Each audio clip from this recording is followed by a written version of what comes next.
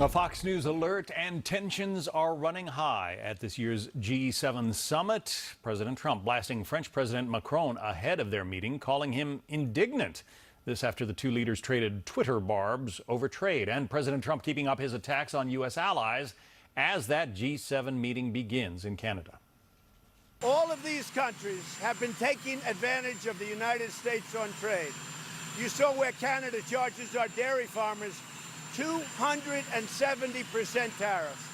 We don't charge them, or if we do, it's like a tiny percentage. So we have to straighten it out.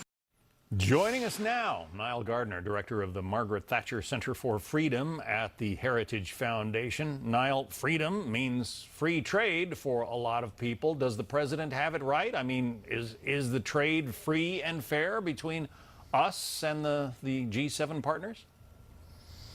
Well, I think firstly, the president's approach in applying U.S. tariffs is not going to be helpful.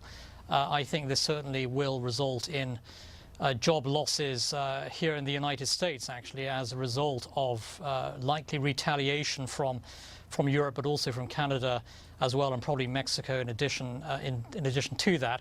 At the same time, I think that the reality is that there are an awful lot of protectionist trade barriers in Europe, also in Canada as well, and there are trade barriers here in the United States. And so I think the solution to protectionism is not more protectionism. I do believe that the president should be calling really for free trade rather than the raising of tariffs.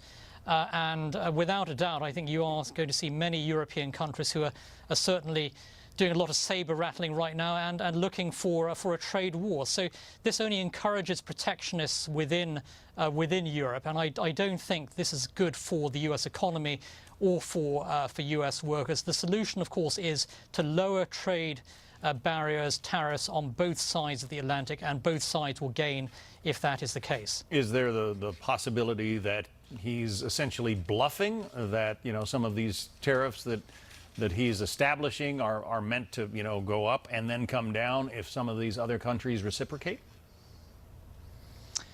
Well, there's a possibility, I think, that the administration could well backtrack on these tariffs. There's a strong debate going on within the administration at the moment over the tariffs.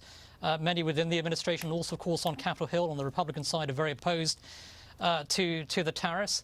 I think a lot depends as well on how the Europeans respond. It's important to bear in mind, I think there's a division within Europe over this matter. The Germans and the French, I think, are being extremely aggressive at the moment towards the United States. I think the British are urging the EU to adopt a more pragmatic approach to avoid a trade war. And after all, Britain has its own war with the EU over the Brexit negotiations right now. So I think there is a divide, of course, within Europe, but the trajectory at the moment is certainly for a transatlantic trade war. That would be very, very bad news, I think, not only for Europe, but also for the United States as well. So I do hope the administration will move away from that.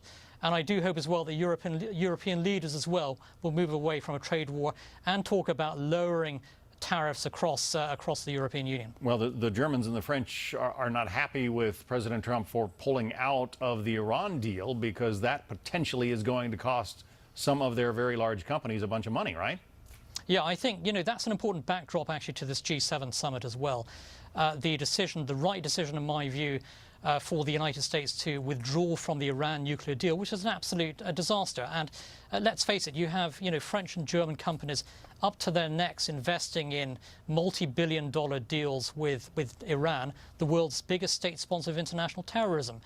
And the fact is that without a doubt, European companies will be forced to withdraw from the Iranian market. Many already are beginning to do that. Total, for example, France's biggest oil company, has announced it is likely to withdraw from Iran. And so the European governments are trying desperately to try and keep this Iran deal in place. This deal is dead in the water, and rightly so.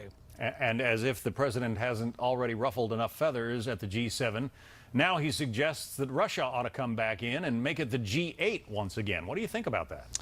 I have to say, I think this is a monumentally bad idea. It's already been strongly condemned by both Britain and Canada. this sends the wrong signal to Moscow. Russia was suspended from the G7 back in 2014 for its invasion of Crimea. Until Russian forces withdraw from Ukrainian territory, there can be absolutely no discussions whatsoever the Russians coming back into the G7. The Russians at the moment, under Vladimir Putin, are a hostile power as far as the United States and the free world is concerned.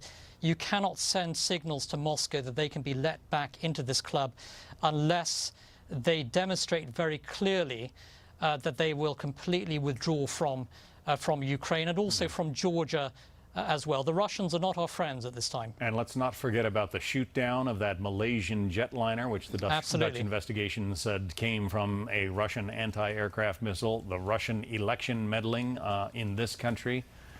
They have a long list of dark activities. That's right. Nile Gardiner from the Heritage Foundation, good to have you on. Thank you. My pleasure. Thank you very much. All right, so he is no dark horse after winning the Kentucky Derby and the Preakness.